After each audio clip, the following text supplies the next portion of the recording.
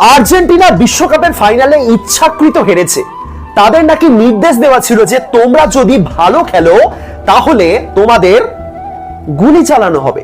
ওই স্টেডিয়ামের ছাদে স্নাইপার রাখা আছে, সেটা দিয়ে তোমাদের টার্গেট করা হচ্ছে। একটু যদি ভালো খেলো, একটু যদি গোল দেওয়ার চেষ্টা করো, ব্যাস। এরকম উদ্ভট কিছু কনস্পিরেসি থিওরি বিগত কয়েকদিন ধরে শুনে চলেছি।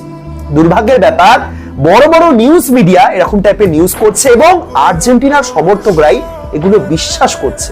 বিশ্বকাপ ফাইনালের মতো একটা হাই ভোল্টেজ ম্যাচ, সিকিউরিটির ব্যবস্থা তো থাকবেই। আপনি 2022 কাতার ওয়ার্ল্ড কাপে যান, তার আগের ওয়ার্ল্ড কাপে যান, বহু বছর ধরে এরকম সিকিউরিটির ব্যবস্থা থাকছে ফাইনাল ম্যাচে। প্লাস এটা ইউএস এর মাঠে আয়োজিত হচ্ছে, ডোনাল্ড ট্রাম্প মাঠে উপস্থিত আছেন। স্নাইপার থাকবে না? কি মনে হয় আপনার? যদি সত্যি ভালো খেলার জন্য তাদের উদ্দেশ্যে গুলি ছোড়ার নির্দেশ দেওয়া থাকে, তাহলে তো এমিলিয়ানো মার্টিনেজের উদ্দেশ্যে অন্তত 10-12 বার গুলি ছোড়া হয়েছে, তাই না?